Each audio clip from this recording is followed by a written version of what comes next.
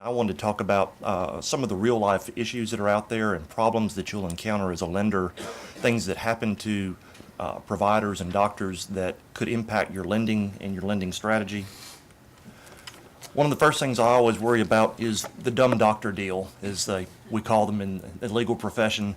It usually starts something like this. A doctor's gone out to dinner, he's having a nice meal and a glass of wine, and he really likes the maitre d' Mario, and he decides to have another glass of wine and talk with Mario, and he says, I'd love to own my own restaurant. Well, doctors make just the worst business decisions. They're brilliant people. They know what they're doing when they've got their hands on your heart, but they have no idea what they're doing when they're trying to make a business decision. And you can't talk to them. They won't talk to the lawyers. They're too smart for that. They're too busy. And before you know it, the doctor's opened a restaurant. After 6 months of successful operation, he can't figure out why they're losing money. Well, it's because Mario, the maitre d', is a two-time loser and he's filed bankruptcy a couple of times. And the doctor's solution is to throw money at it. And he throws money at it and throws money at it, and before you know it, the restaurant's out of business, and it's now impacting his medical practice as well, because the money he's throwing at it is the money that he would normally be using to operate his practice. So beware the dumb doctor deal. They are out there. There's some myths out there. Doctors make lots of money, so lending to a healthcare provider is a sure bet. That's not always so. Very often we're finding in these days that a primary care provider, a GP, is only making about $125,000 a year. So they're not necessarily rolling in money. As Chrissy demonstrated to you, you can't just use your regular loan package. Some specialized lending is required. And then you think, well, doctors make lots of money. I've got to lean on the receivables. It's all going to be good. So here's Lucy. She's at the office. And let's see what's behind the desk in terms of the value of your collateral. I'm not going to repeat, what Chrissy went over on what you have a lien on, because she did a great job of covering that. But I want to talk and drill down on some things about valuing your collateral. We want to spend some time talking about contractual allowances and what those are. Talk about Stark and how that can impact your receivable base, and talk about, to your point, these RAC audits and False Claims Act claims, which have become the rage and are having a big impact in the healthcare industry. Chrissy talked a little bit about the anti-assignment rules. Your collateral really falls into three buckets. You've got the Medicare Medicaid piece, you've got the third-party insurance payers, and then you've got self-pay, which the industry often calls no pay. The historical collection rate on self-pay is typically between 5 and 10% at best. So be careful when you get a bucket of self-pay and you're trying to figure out what it's worth. You should write it down dramatically. So a contractual allowance is the expected return on a given charge. It's an accounting estimate. And one thing that you need to be careful of when you're looking at these contractual allowances is that most healthcare providers are using accrual-based accounting, which means that they're making an estimate of what they're going to recover on a given charge, and then they're accruing it as revenue. That may not necessarily equate to cash. So when you get into evaluating the healthcare receivables, be sure that you're looking at cash and what the historical cash is, and not necessarily what they're accruing, because they can be vastly different. Contractual allowances can vary quite a bit by category. They can vary by the type of provider that's there. They can vary by the type of service that's being provided. They can vary by whether it's a third-party payer, like a negotiated healthcare contract from Blue Cross Blue Shield or Humana, or something like that. It can vary by location. You will see all manner of different contractual allowances out there for different types of hospitals and providers. So make sure that you take some time in making that healthcare loan to evaluate the different buckets and evaluate what the real historical numbers are, because you want to really drill down on what the historical performance has been by type of provider and the type of services that are out there. Yesterday, the CMS, which is Center for Medicare Services, finally released some information that they'd been kind of keeping secret since like 1979 was the last time they shared the information, and it was a result of a consent order out of some litigation. For 2012, there were over 880,000 medical providers out there. They had $252 billion of charges, but only $77 billion in payments. So that gives you some idea of the difference on a 30,000 foot level as to what the charge may be versus what the payment may be. And that kind of tells you a little bit about the vast difference in contractual allowances and reimbursement rates. One thing that struck me about that report is that pathology is one of the highest reimbursement rates at 92% of their charges is what the reimbursement rate versus an anesthesiologist.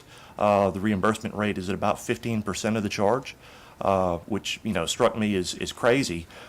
It does explain to me though why a doctor friend of mine in Birmingham who's a pathologist, it was so successful, and I could never figure out. I said, Greg, all you do all day is read slides. He says, yeah. And apparently with a 92% reimbursement rate, he's printing money. So now I know why he was reading slides all the time. As I said a little while ago, once you determine your contractual allowances, then you can start to determine what your advance rate would be. Never, never, never, never use the gross charge. Figure out what the contractual allowances is for every category. So what is Stark, and how does that have any impact on your receivable base and your lending? Well, the biggest thing I'll tell you first is why you need to be aware of it is that because Medicare and Medicaid can do a recoupment where they set off a receivable that the providers that got out there if a Stark violation is found. So it creates a big problem. Stark's been around since 1992. It was named after Congressman Pete Stark, and it was an amendment to the Social Security Act. We're now into Stark 3, so a lot of things have gone on with Stark over the years. It is a very complicated set of rules because there are almost as many exceptions as there are rules to it. But the basic notion behind it is it's designed to prevent a healthcare provider from creating a for-profit referral network. And the notion is that they don't want providers making a fee off of themselves. Here are some classic examples of how you can have a Stark violation. Let's say, for example, a hospital hires a doctor and they pay a bonus based upon procedures that are referred to the hospital by the doctor on a per procedure basis. Well, that's a Stark violation because he's getting a bonus for the referral. You can't do that.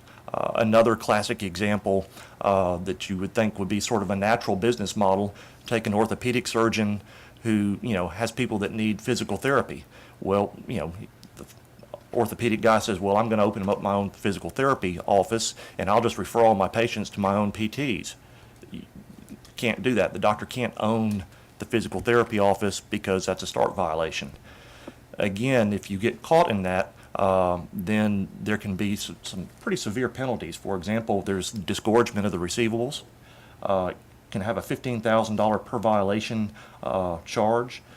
Another huge problem is that you could be excluded from Medicare, in other words, lose your provider number. And then if you're found to be concealing it and basically engaged in a scheme as opposed to isolated violations, you can have a $100,000 penalty. So it can be pretty extreme. Yes, let's just do one more x-ray. Yeah, that's what we need. Need to be aware of the lender as the lender of things that happen in the healthcare industry. There's a dirty little secret out there called upcoding, where they try to bundle services or do the extra x-ray, things that aren't necessarily needed. And if they get caught in that, which is coming up in the second in the RAC audit, it can have severe problems. Again, if there's a lot of upcoding stuck in your receivable base, you may find later that those charges were not such a good thing. The RAC audit, this is new. This is called a RAC is a recovery audit contractor. It went live in all 50 states in 2010. It's administered by the Center for Medicaid and Medicare Services, or CMS. It has been wildly successful, at least in the context of recovering money. A lot of the hospitals and providers don't think it's wildly successful. However, since it went live, since 2009, there have been $7 billion in recoveries where RAC audits have been conducted against different providers and hospitals and clawed back money. according to the CMS, there's a 95% accuracy rate in their audits. I think that's probably more in the eyes of the beholder because they get to play football by being accuser and judge at the same time. That supposedly 88% of this overbilling is happening at the hospital level. One thing you need to be aware of as a lender in this is that there is a long tail. That is a 5-year tail. And part of it is how they do this is for every procedure that's done, there's a cost report generated that eventually makes its way to CMS. And that cost report becomes sort of the audit document. And I have seen cost report issues go back and forth for 5, 6, 7 years, on cost report audits. So there can be situations where there's a long reach back on both RAC audits and audits of cost reports and things like that. So, be aware that can create a situation that, reaches back into your receivables and all of a sudden, what you thought you were lending on is not so much there. There's been so much furor over the RAC audits that CMS declared what they've called a pause starting last October and running through the 31st of March. They put a pause on RAC audits because of complaints from the American Hospital Association about the process, and they're trying to make the appeal process better and more effective so that the providers have a better chance of having some success in these audits. I have heard some stories that our healthcare folks in the Kentucky office have had some really good success representing hospitals in getting these audits down to a more manageable number. Here's a little case study about the impact of a RAC audit. Natchez Regional Medical Center is a little 150-bed hospital in Natchez, Mississippi.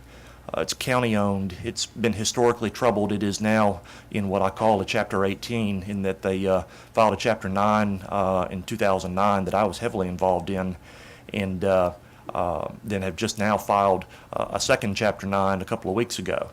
And here's how they got in trouble. As they rolled out of their first bankruptcy, they had hired this razzle-dazzle financial advisor who I got to depose a couple of times, and he touts himself as being the best in the business in healthcare, and to his credit, he's a smart fellow. One of the things that he did in getting the hospital out of its first bankruptcy was to take the position that the hospital was not doing all that it needed to in terms of billing effectively and getting the most bang for their buck out of their submissions. This is a hospital that has a very high Medicare Medicaid payer mix. It's sort of the poor folks hospital in Adams County. And so they got very aggressive. They got so aggressive that they had a $4 million RAC audit, and even though they emerged from their bankruptcy, cash was still tight.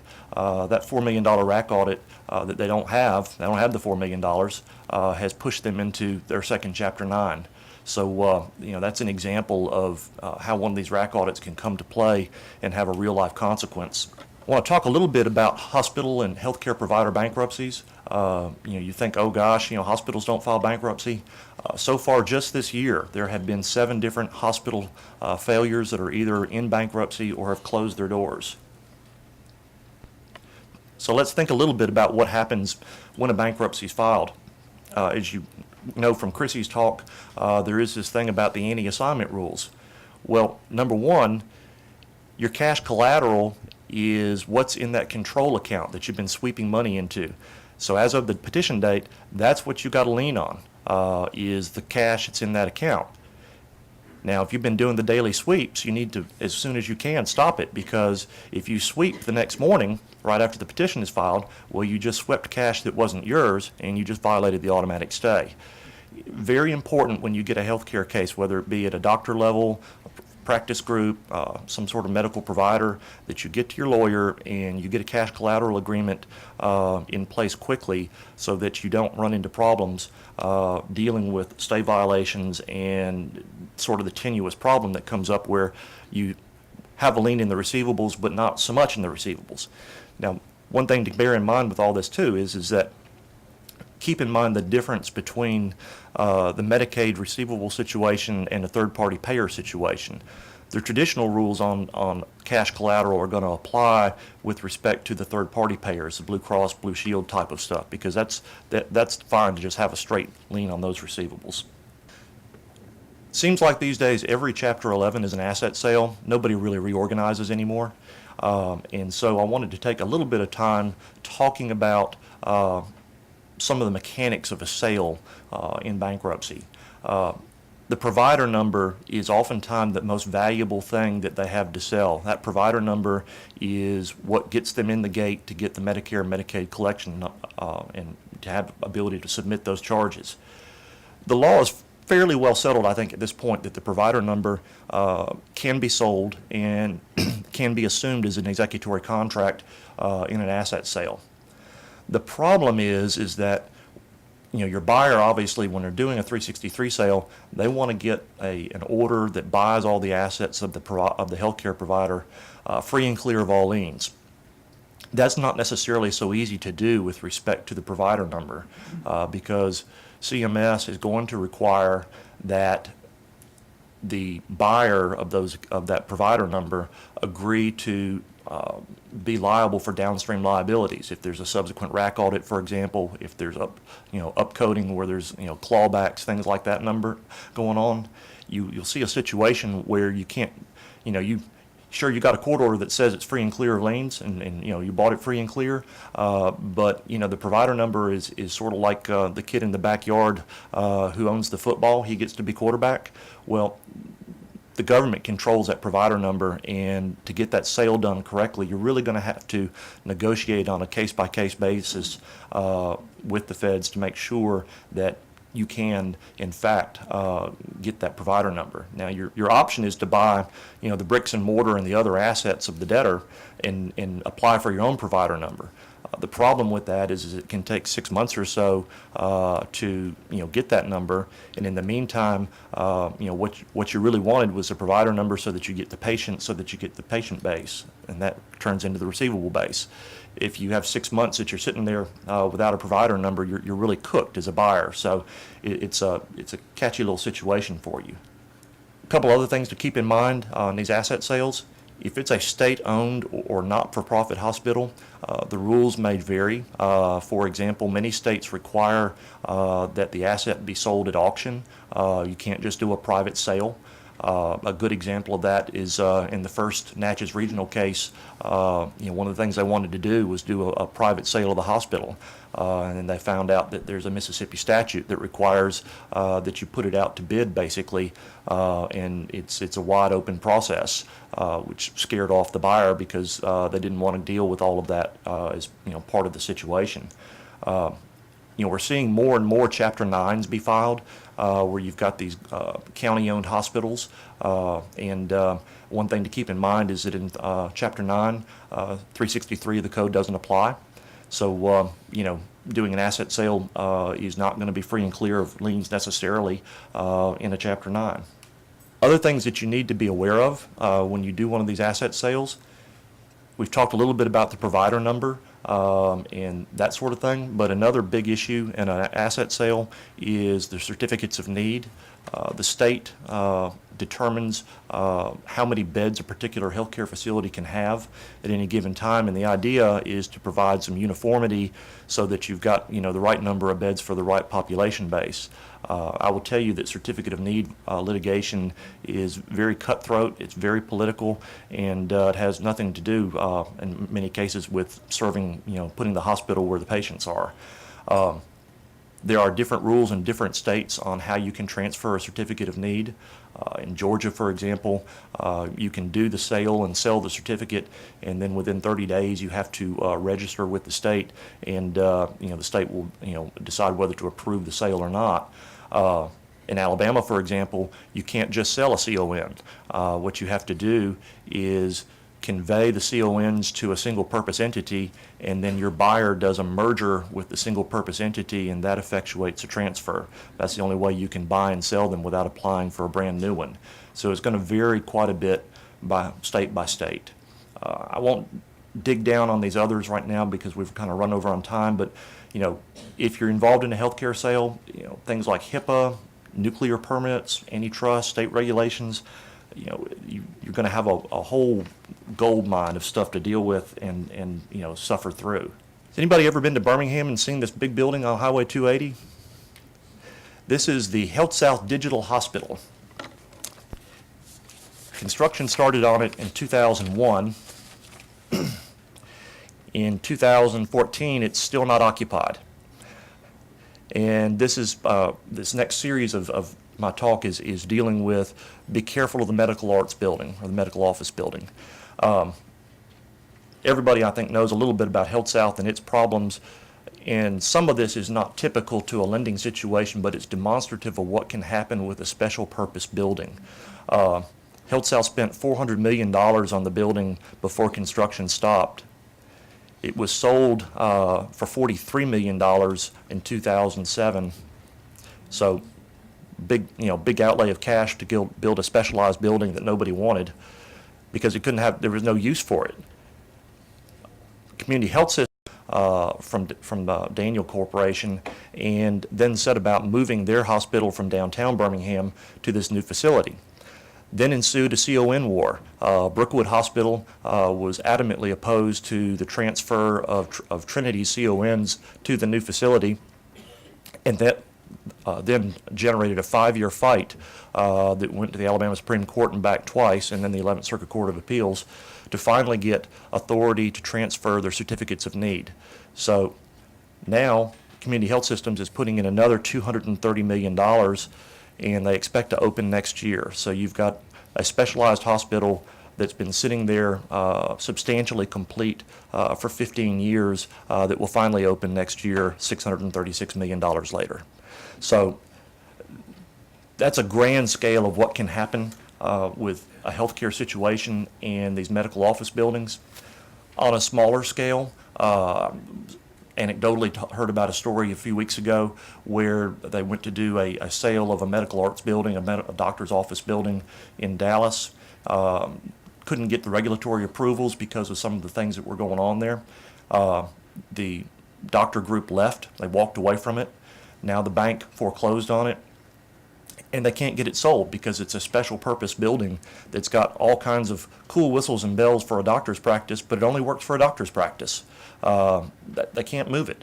One of my clients in Atlanta owns a big medical office building, and they do a lot of oncology and radiation there.